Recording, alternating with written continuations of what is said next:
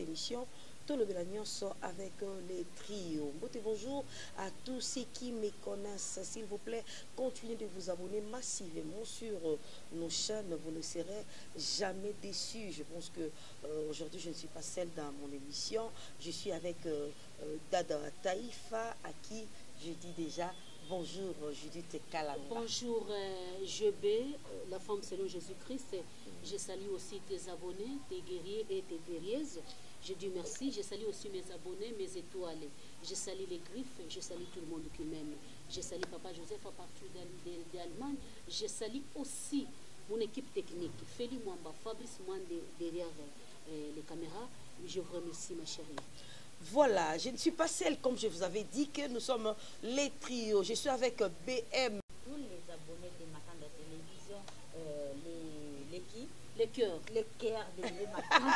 Tu as même oublié les noms. Salut. Salut à tout le cœur de bébé Matin. Salut à tout le monde qui sont branchés. Enseignez-moi pour suivre cette émission, le trio. Salut à toi, Gicle Dunivois. Frère, salut à toi, Dadou Dugala de Liège. Salut à toi, bébé Sedina Mao. Merci à tout le monde. Merci à toi, Nadia Jébé. Merci beaucoup. Bon week-end. Naba Toutou Bolinga Kangai. Bon week-end. Naba Étoile. Bon week-end. Naba BM. Bon week-end. Naba Guerrier. Naba Guerrier. Nyon sur Edoxy. TV News, Anse Leroy, Yvette Yaya, Arlette Voula, vous êtes tellement ébélés pour nous soutenir Nadia GB, Ngapenaniga Kabino, Mingi. Alors, les trios, aujourd'hui, nous avons un réel plaisir, Yakoyamba, Motonanzambi, Mingi, apôtre Pascal. Avec lui, on va essayer un peu, il y a pour ça la différence entre la chrétien et la chrétienté. Et tout ça, il y a sujet de lelo apport, il y a église par rapport, il y a bakulu na tozo mona lelo apport église ezani na kati parce que nous avons tant de l'église, nous avons ba pasteur ébélé à venir mozana 150 églises. Ce ko apport na bango eza wapi. Bonjour apôtre. Bonjour, napesi bino nyonso mbote. C'est lo ba chaîne na bino respective. Kosenga bino bo permettre ngape na pesa mbote. En tout cas, tu fais sur Dingisa. Na pesa mbote na prophète Gilles Mulindwa. Esika zali na ngonga na Kisangani. La délivrance ya mboka. Délivrance ya bana na nzambe nyonso. Esika zo beta mi pepe oyo bon ebebisa Congo. Oyo ba chrétien ba kinango pona ko bebisa mboka oyo. Na pesa mbote na patriarche Fabrice Ushindi. Aroki umbe kipi ya bango nyonso ekipe mneno eza na Kisangani pona kobeta mipepe. Na pesi mbote na le gouverneur militaire Thierry Tatsopa na Bunia esika za kobeta mipepe na ko délivrer bana nzambe. Na bana nzambe nyonso bazali na Kinshasa o deja basiba koti na mboka ekimelo o balonga na maboko ya bambo ya zamba. Oyo baza ko expérimenter la vraie délivrance selon la Bible. Merci beaucoup. Voilà, on a une question dans mon lobby apôtre avant de ça Judith na bébé ba question au lobby prophète azoluka le vrai délivrance et bon ba pasteur mususu baluka ba faux délivrance bien bon bazoluka kaka vrai délivrance pour na mboka pour biso to zakaka na corps du Christ moko na yo kibino nyonso bozoloba que français français. Je vous ai entendu parler français. Je suis convaincu que vous maîtrisez bien la langue française. Qu'est-ce que vous appelez délivrance? La délivrance veut dire que Moutouazali n'a problème à commis délivré. Mais n'attend lobby que Batunion se base en accord à Christ et tout ça, bazo la délivrance. Délivrance c'est que ça parce que la vraie délivrance devait commencer par délivrer le Congo lui-même. Un pays potentiellement riche, mais le peuple est scandaleusement pauvre.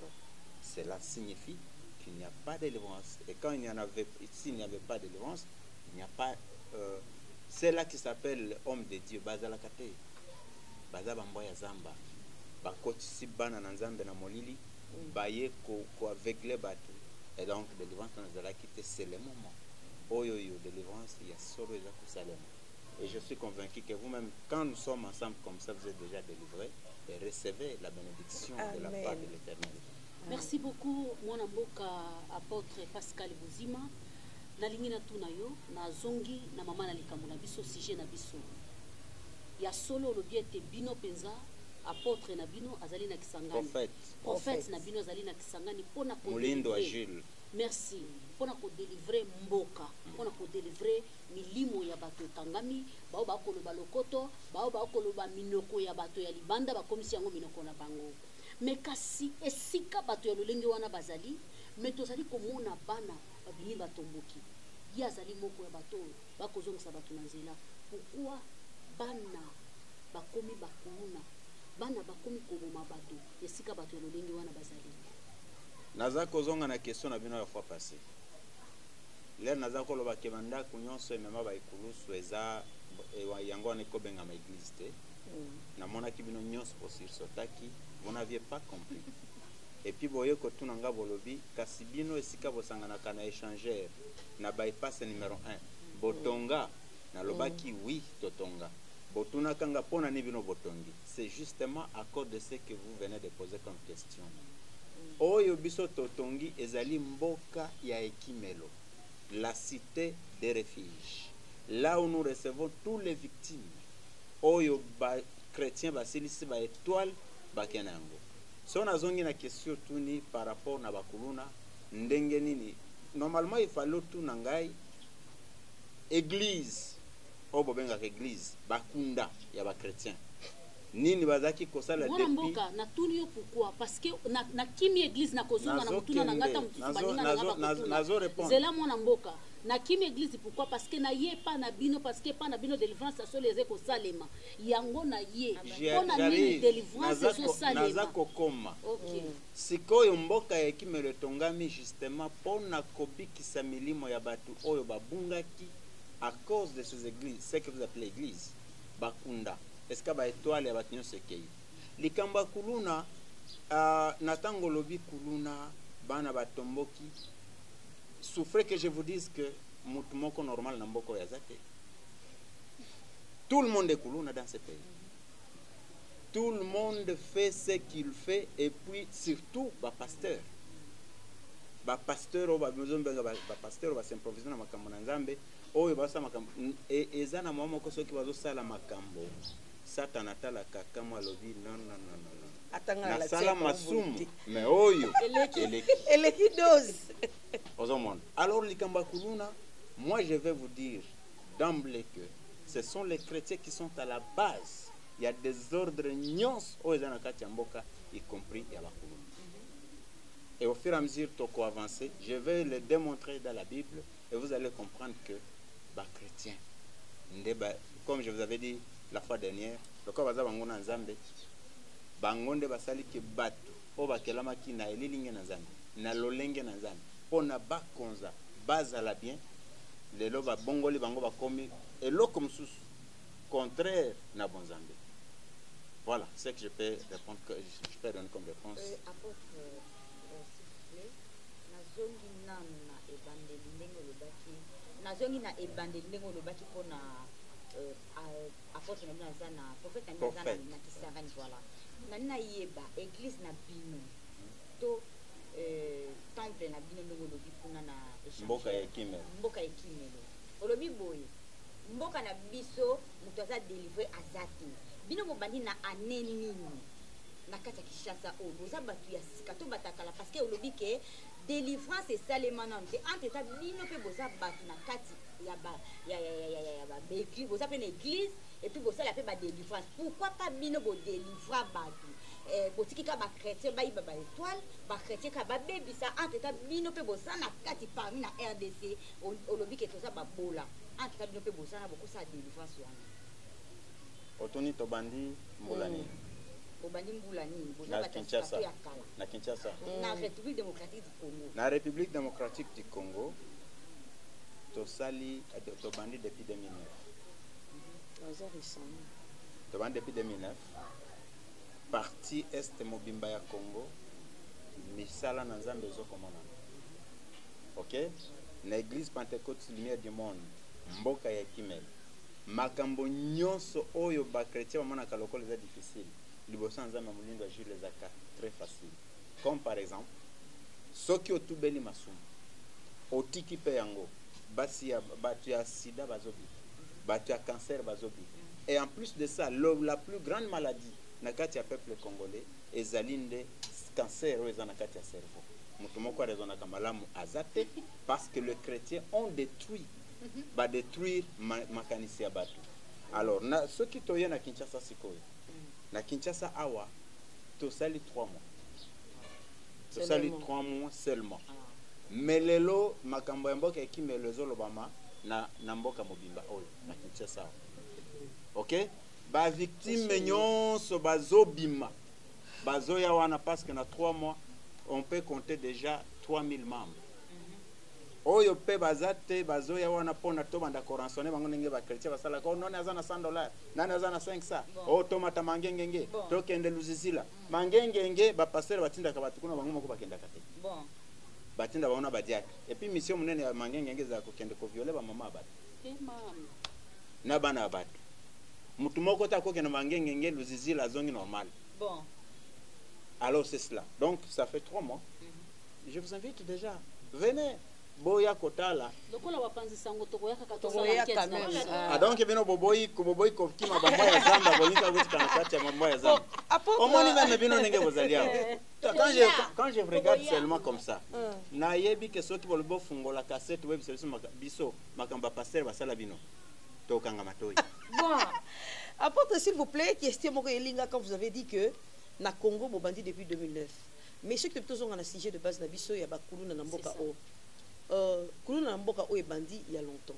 Ce que tu as vu calculer 2009 jusqu'à aujourd'hui, il y a cela 13 ans depuis bozo exister. Est-ce que prière na bino délivrance na bino o est efficace et réel wana même en distance? Bokokaki ko sala ngote po dose ya kuluna et régner. Je sais pas si vous êtes informé que kuluna ezaka kana Kinshasa te na ba province mususu ya Congo kuluna ezali. Ça c'est ma première question.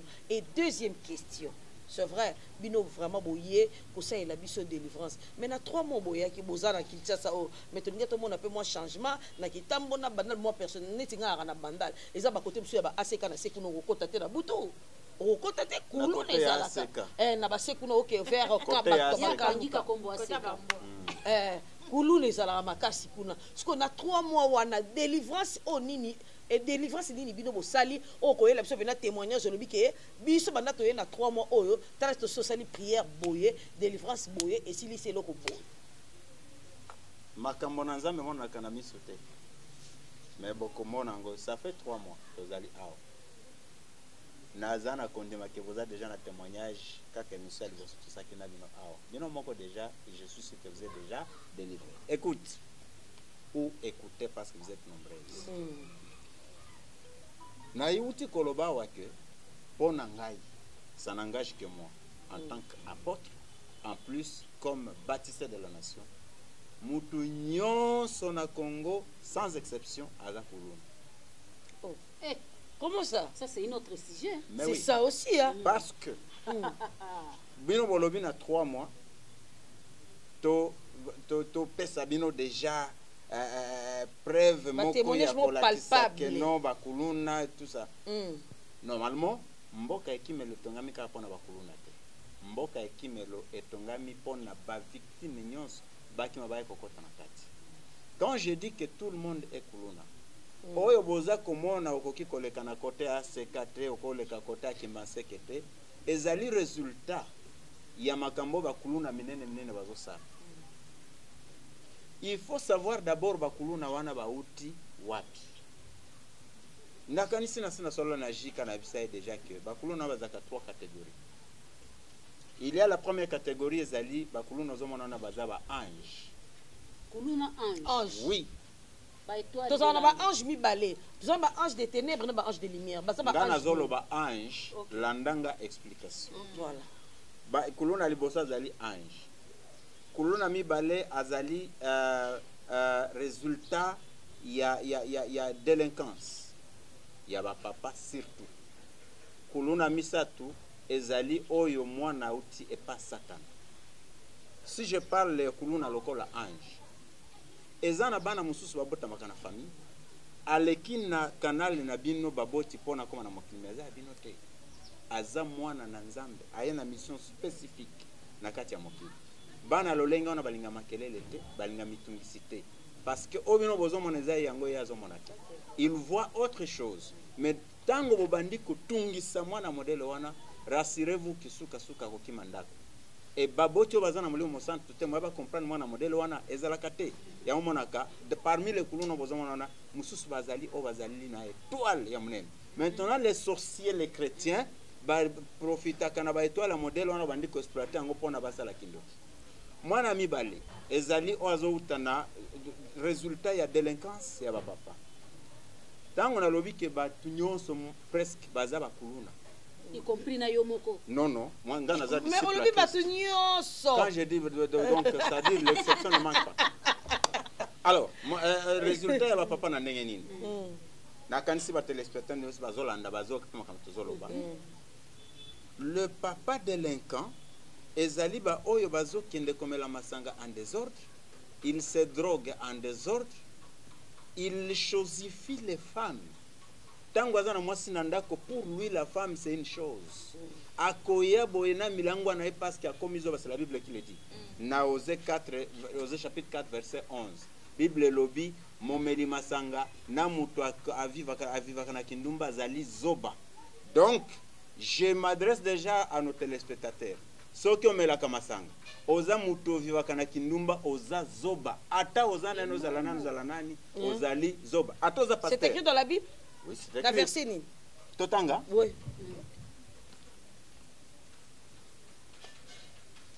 Donc il y a la Bible pour les chrétiens va cause la vision makam. Oui, c'est la Bible mais non c'est la Bible ya ba chrétien. C'est ça. Eza Bible ba chrétien ba tanga mais ba version so balinga kotanga ngote. Po na ba komisa ba. Bible moko yango wana. Na yebite po mais ba chrétien ba bomba vision makam. Ba auto ça Bible mususu o yango te. Namba salitene. Tozana Osée chapitre 4 verset 11. La prostitution, le vin et le mou font perdre l'essence.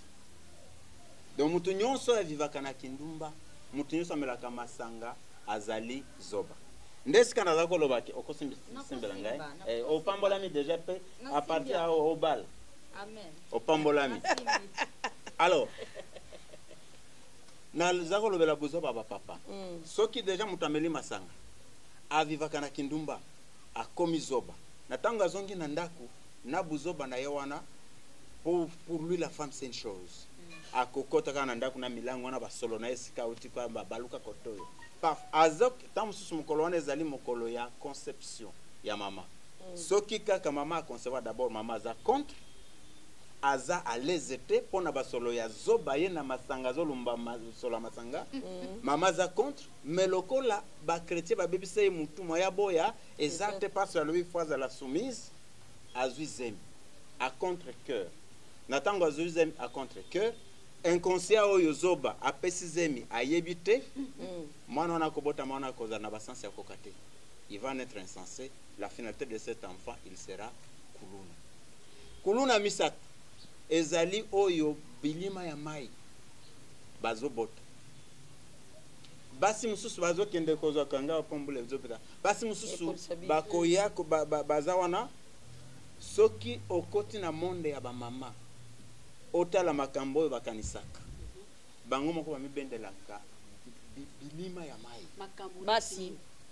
basi na mibali mais basi makambo neti nini exemple omoni okoki kozala oza na libala osali par exemple une année 2 mois 2 ans 3 ans ozwi zemite mwasi soki aboti na libala ata akomaka agite bafamille ya bakretien bakomi konyokola ekotungisa ono yo oyaki akotondisa wesa na biso oyaki kotungisa biso awa ozolia biloko ndeko na biso siko mamba soki akomi na niveau wana parce que moko pe aza insensé aza chrétienne aza na solution susu te akende pa nganga kosala makambo akosala wana apesi alobio apesi mabota siko mwana wana lera kozazeme mwana modelo wana aza mwana te eza elima ya mai ubi elima ya bangomba okaya obota mwana ka mwana weme makambo yo sala eza mutu ya mokili te voilà les 3 catégories de Ya ba Kuluna. Kuluna.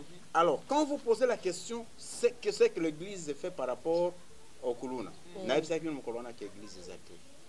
Les longs de tozo tonga Église totongi mboka. Papa mwana mboka afana pesa balobe pa baninga na lingina tuna. Place wana nde ozoyanola na balandi na biso te. Tolobaki ete lelo tokotika yo lolengo yaki te po mitune ezalaki ebele. Oui, naza prêt. Ntango ozoloba yo ozoloba kaka église ya bavoisin. Lelo biso tokobetela église oyo eye na bolamusi ya Congo. Église oyo ekosauve milimo ya bato na Congo. Yango ekosala nini mpona likambo etali bano babotami na milimo mabe. Bano babotami deja bazalaki balokaki. Bano babotamaki na système ya babal perdi.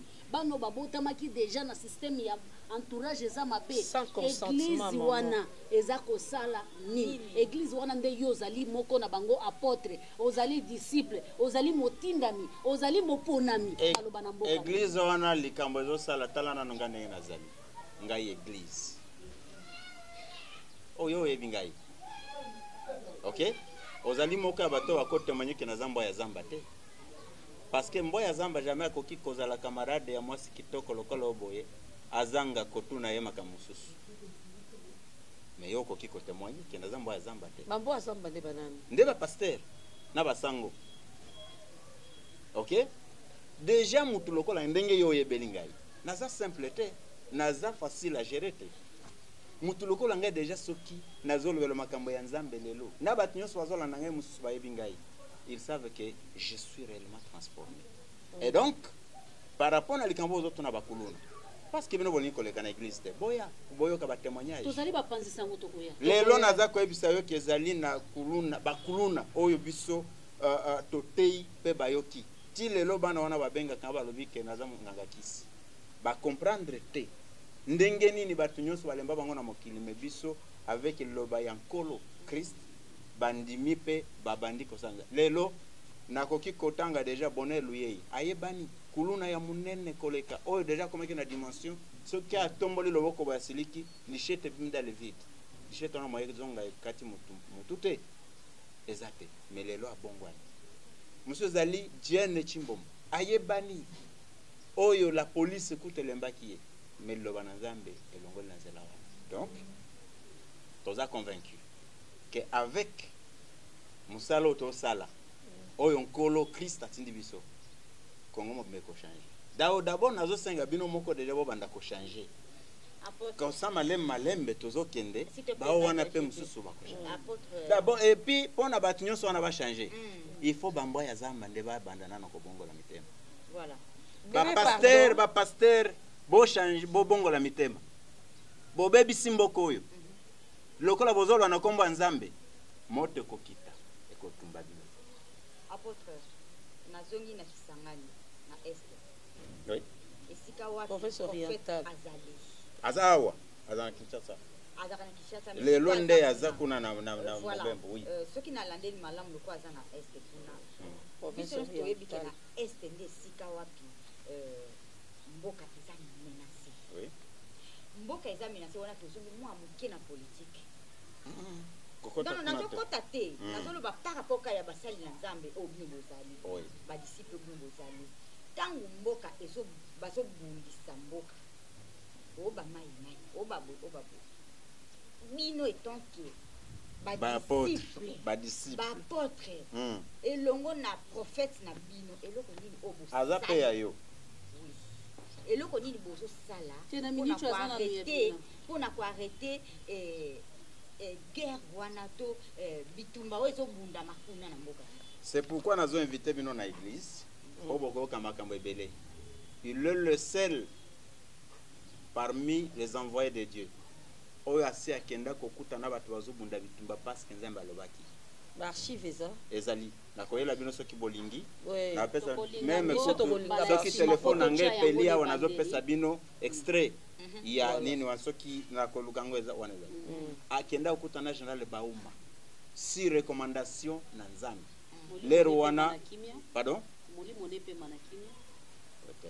asi akufa Kasi yango na makambo wana ya bakretien Aliki yango te. alors akolere wana général Mamadou Molimo de nepe triste manakimia. non de triste mémoire tout simplement akenda kutana bango akenda na message oyo mibale Bon. lero wana M23 ezopela moto ya kosakana te message nzambe apesaka ezaki mipa ye jamais alobaka o nzambe atindi yetu aloba boye nzambe atindi biso toyela bino mai biloko akolia na drapeau nzambe alobi dans 2 semaines bitumbo boko gagner yango lero wana déjà ezaki déjà occupé une grande partie ezaki occupé dans 2 semaines boko gagner bitumba oyo alobi ya misa tuzamba alobi na ngai na ibisa yo général Bauma drapeau oyo alobi na yela yo apesi yango na maboko alobi dans 2 semaines ozokende komatisa drapeau na Bunagana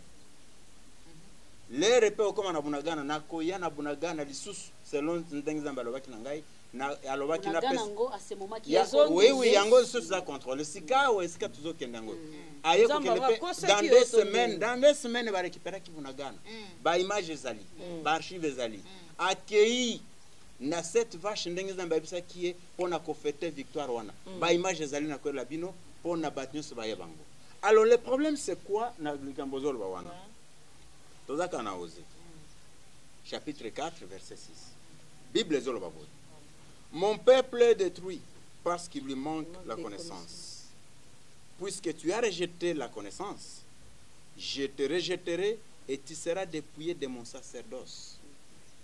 Puisque tu as oublié la loi de ton Dieu, j'oublierai aussi tes enfants. Tosuka kaka na verset 6 wana. Prophétie ekoki kozala. Makambo na Nzambe kozala Nzambe alobi pe Jerusalem. Mais les enfants dont tu les questions sont les Congolais. Est-ce que les Congolais vont respecter la loi de Nzambe? C'est ça la question. Est-ce que les Congolais vont respecter la loi de Nzambe? Non. C'est là où j'ai dit tantôt que tous les Congolais sont des colons. Mutumoko ta respecté la loi de Nzambe, mutumoko ta respecté la loi Yamboka. Ba trouble les anestes wana, ezali ba chrétiens. Tout celui qui est seigneur de guerre là-bas, Azali na na pasteur na ye. Apôtre Pascal, s'il vous plaît, tozali bosso ya mokili mobimba. Oui. Mokili mobimba je crois. Oui. Soki ba étoile balandi te ba guerrier na ba guerriers ba kolanda. Soki ba guerrier na ba guerriers balandi te ba cœur ba kolanda. Cela veut dire que to sangani maboke ya bato ebele. Ba kolanda de gauche, ba kolanda de droite.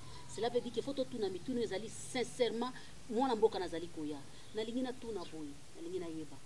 Olobina este na kolo bakende ezali moboko. Ba chrétien ozoloba, osangisi ba kimbangiste, osangisi ba musulman, osangisi ba protestant, osangisi banani. Parce que quand on parle des chrétiens, on parle de ceux qui adorent Jésus-Christ. Vous vous mélangez. Est-ce qu'il y a des musulmans, il y a des kimbangistes, il y a des branamistes, ou vous mélangez en général? Merci. Au cas où réponse nous a fait ça, mais il faut na pesa yo na répondre yo selon ba question sur ça. Ba chrétien nyons nazongeli mokili mobimba ba étoile na ba guerrier na ba cœur. Ceux qui bino pe boza ba chrétien nazo ebisa bino déjà que bokomo na Nzambe te. Parce que chrétien moko za guerrier de Nadia GB eza ko engagé. Ba guerrier de Nadia GB balobi bokomo na Nzambe te. Bo bongo la motema ceux qui bokoya na mboka ekimbelo te bovana bino na bandako somba Bible tanga lo bana Nzambe bana nanda ko kende koluka botutu et pas ya bambo ya zamba. C'est-à-dire, je sens non mais je sens te répondre. Ponga question tous les chrétiens sans exception de base à la base ya malheur na kati ya. Les musulmans ne sont pas des chrétiens, tu les connais pas. Au moins kutu ba musulmans. Au moins. Pourquoi? L'autre sujet. Oh, pourquoi? Non, ça c'est parce que Bible zoloba na révélation. Oyo ba chrétien bobenga ka apocalypse. Si tu es ni chaud ni froid, je vais te vomir. Nzambe mutazolo. Ba musulman bazala bango malidi. Eyebani. Musulman tazu na ebasi na 5 6. C'est pas grave. Ata salinini toyebi baza banganga tout ça basala makamana bango baza na bajino basala kasekoni. Mais ba chrétiens sont des hypocrites. Alors vous êtes quoi? Nous sommes des disciples. Disciples de qui? De Christ. Christ qui vient de peut-être mino boyebi origine ya combat chrétien. Nous pouvons lire la Bible. Si vous voulez. Apporte s'il vous plaît. Vous avez dit, Ça fait mal à la tête, mes étoiles. et lit un peu dérangé. C'est ça. Vous avez dit tout à l'heure que prophète Jules, Mulindwa. prophète Jules, akendaki Kisangani. kisangani te nga nazongi na kala akendaki na este amemi ngombe amemi prophétie te amemaki nano prophétie alobi nzambe apesi bango victoire bakoganye bakokota et du coup apôtre bakiei pe après aye na ngombe afete na bango. Oh soki tozongi na bible oyo simbi bible lobi lipamboli oyo uti na nkolo Yesu moto moko tazo na makoki bon c'est la tozonga pa na yo lipamboli oyo uti pa ya nzambe lipamboli oyo uti pa ya tata nzambe moto mokila koki kobotola te sikoyo nzambe oyo apesaki biso victoire na babunagana kuna na basiko tangu bazongi elakisi nini nzambe azalaki distrait to prophète Gilles prophète Gilles nde azalaki distrait te aza confondu nzambe aza distrait te prophète Gilles alors aza pe distrait te et alors yoka nde nazoloba wa mon peuple est détruit parce qu'il lui manque la connaissance. Est-ce que oyebi ke d'abord tozonga na verset premier kaya ao la Bible dit ceci: écoute la parole de l'Éternel. Oui. Enfant du Congo, enfant d'Israël, enfant du Congo, car l'Éternel a un procès avec les habitants du pays. Un procès avec les habitants du pays. Parce qu'il n'y a point de vérité, point de miséricorde, point de connaissance de Dieu dans les pays. Il n'y a que parjure.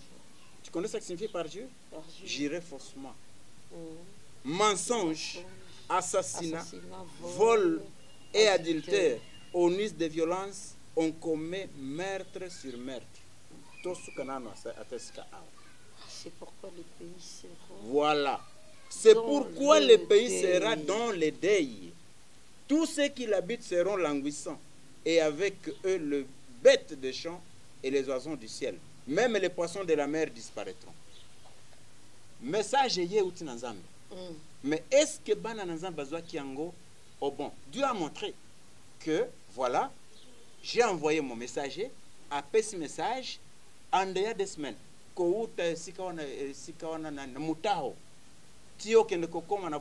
c'est une très longue distance. Mais leur accueil, après ce message, 2 semaines seulement, va récupérer Bunagana. Va récupérer partout, partout là, va récupérer. Nanguya nani, et le Bananzana. Maintenant, le problème est celui-ci. Il est dit, il n'y a point de vérité, point de miséricorde, point de connaissance de Dieu dans les pays. Ok? Ce qui batouazaki na connaissance nanzambe, il fallait pas conserver pewana. Mais le ko la bangoye swazali na katia parjure, baza na katia mensonge, ba chrétien bazo kende comme sous trouble. C'est ce que je disais, tout seigneur de guerre a son pasteur. Kunda ye moko za pasteur. Oya bana makambo M23. Jean-Marie Runiga, Mboya Zamba, pasteur, azaki na église na ya wana bon marché. Yende mokonzi ya M23. JSS. N'est-ce pas? Je les connais. Mboya Zamba, Jean-Marie Runiga, connu sur l'échiquier mondial. Yende accueilli à rassembler les pasteurs baninga na ye, ba créer M23. Mais le prophète Gilles a donné le message, ça passait sur toute le chaîne, même à la RTNC, et mon anaki kenzamba sali. Mais bateau bazo qui ne ko troublé. Bamboya Zamba. Quand vous parlez, votre langage et votre façon de parler, on peut croire à l'apôtre Jean-Marie Luniga, c'est lui qui est en train de parler. Mais vous êtes en train de parler les mêmes choses. Comment parce que ça? Je connais Jean-Marie Luniga. Tu les connais? Très bien. Pasteur, oui. Bishop, apôtre, archibishop, Nabakisi Mboya Zamba. Mais apôtre, vous oubliez que la Bible dit que Dieu ne change pas. Oui. Place parce que Nzambe m'avait promis que voilà Nadia GB, je te donne Edoxine comme ta fille. Et il n'a pas changé, il m'a donné une fille. comment se fait-il Nzambe a péché sur victoire contre le M23? Et ces dieux-là, parce qu'on a péché contre ces dieux-là, parce que Bamboya Zamba nenge yozolo belawana bazali et du coup Mboya Zamba te. Vous avez ces prophéties Azam disciple. Alors comment ces dieux-là a changé parce que bana basali mabe? Je comprends que vous êtes des journalistes, mais vous ne maîtrisez pas la République démocratique du Congo. Je crois, je vais mobiliser le moyen pour que nous puissions aller à l'Est, pour que vous compreniez ce qu'est la République démocratique, ce qu'est la partie Est du pays. Parce qu'il faut que la makambo oyo, bo bandako éveillé, ba victime, ba chrétien, ba zo gérer, nandenge ya mabe. Écoutez, Nzambe za clair, Bible zolo bana Esaïe, ce qui est aussi, dit le bananzambe, au collège Bomengamboka. Ce qui est aussi cité, Mopanga na kingo na yo, Penzamba s'en fout, aotala nenge zokufu. C'est ça la réalité. Donc le grand secret dans ce pays pour que tu vas vivre malade, il faut bato sans âme. C'est pourquoi même Mboka ya ekimelo est tongami. Oyebi maman natang bozo comme sa chrétienté, elle moko zo pesanga passe. Vous venez, votre net question tuna kia ba. Zungu boko. Et pourtant toyebi ba chrétien, ezali bato ya réveil. Bato yo adina bala ayaki na bango na bola muki, l'église de réveil. Mais yo kamati bango nyonso tie bango na zungu moko. Et wapi esika yo zali kosa la différence entre l'église des noirs, entre les musulmans, entre les kimbangistes, entre les branamistes et les autres des noirs. Wapi esika ozali kosala bokeseni wana ozali molakisi ifo la kisabiso poto kusala ko la Otuni d'abord ba étoile ba ke ba guerrier na ba tunyonso na ba nzambe batuni ngaso na osambela na Kongo ya Nzambe nini na répondre bana na Nzambe parce que na yebi ndenge bozolanda biso bozozala déjà délivré ata soki ozosufi na malade nini ata soki eza sida eza kindoki basu ebika na kombo ya Christ na Congo aza na bomoi. Voilà comment on assemble la Canada. Pourquoi? Moi je ne comprends pas comment. C'est l'église des Noirs ou comment? Non, église des Noirs. D'abord, une parenthèse, je vais fermer rapidement. Est-ce que okoki kondimelanga ile lo kenzambe aza noir? Hein? Pardon? Na lobi boy na zongeli est-ce que okoki kondimela na ngai lelo kenzambe couleur na ye aza noir apoto wana pena na 5 bolimbisi ozonga lisusu expliquer biso loya large nazokanga parenthèse wana nokinoki nakokanga parenthèse wana nalingi naloba boy nzambe ye moko alobaki tokela moto na lolenge na biso na ndenge azala ndenge biso moko tozali. Bible ndezo lo bazwaki mabele afini yango asalimu mabele après aye ko décider ko kota na kati ya mutu nde apesi souffle de vie. Maintenant tala mabele oyo couleur nango couleur mabele mokili mobimba nde yango yo tala pe couleur na yo es différence ezate siko bato yo bayela biso Jésus ya pembe soki ndenge nini kutu mukolo komba komi kokowela yango. Oh, mutaba film, oh, basalaka film à Jésus. A comment on réclame que ma vie, botika kolukelanga problème nan Nzambe, ngana za Jésus te. Tu vois, là où je vous avais dit que Jésus est escroc. Là, j'ai beaucoup de questions à vous poser, mais je pense que si je commence à poser ce genre de questions, alors, en train de il faut répondre à la question. Moi, je prie. Quand je prie, Nasambe la Kanakombo ya Christ na Congo o ya zana bomba. Christ n'est pas resté dans le. Au nom du Christ du Congo, Christ vivant du Congo. Yo mutoza na Belgique, yo mutoza na Belgique, azali Christ vivant de la Belgique. Ozana Rwanda, azali Christ vivant de la Belgique. Ozana Amérique, azali Christ vivant des États-Unis d'Amérique. Donc il ne change pas de couleur. Il est omniprésent. Il dépend de là où tu es. Il est omniprésent. Omniprésent, oui. Alors, aux hommes, est-ce qu'on va chrétien? Au monde, est-ce qu'on va chrétien? Est-ce qu'on va embrayer Batunabango? Est-ce qu'on va embrayer Batunabango? Ba chrétien balingaka Christ azala pembeni na bango te parce que baza batamasu. Balinga azala na Nazareth. Azala Jésus de Nazareth. Paul azo violé bana ya batu na biro na ye awa. lui, il est sûr que Azan à Nazareth. Nous qui avons cru au Christ, qui servons la parole de Dieu, Toebe qui azali omniprésent.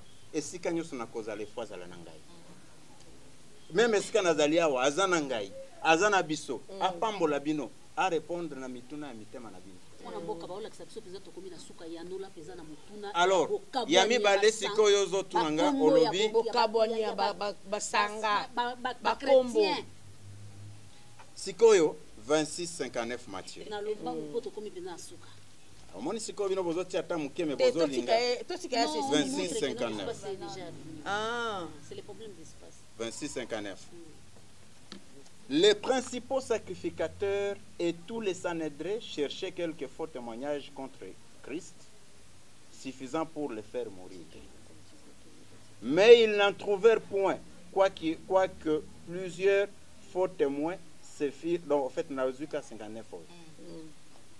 Batu nyonso yo tangi wana yo mtu tangi bango sana ngaji kebe ngana zote ya difference tamoko na kati na bango te parce que ceux qui ezaki ata na moko ya malamu na kati na bango mboko elingeza la nengeza bote c'est-à-dire babongo na motema baluka nzambe Mwana mboka Wana elongo na naza moto na kokufa boyete olobi soki bazalaki batu nyonso na tangi wana soki bazalaki batu ya malamu mbele mboko eza boyete nazotanga kaka batu misato bongo nazonga na lisanga na bino batu ya liboso ba mizirima batonga ba école batonga ba hôpital batu ya mibale église catholique ne parlons même pas s'il y a des hôpitaux des meilleurs c'est parmi l'église catholique eza koyinda bandeko yo sobo aussi ba Bible s'il y a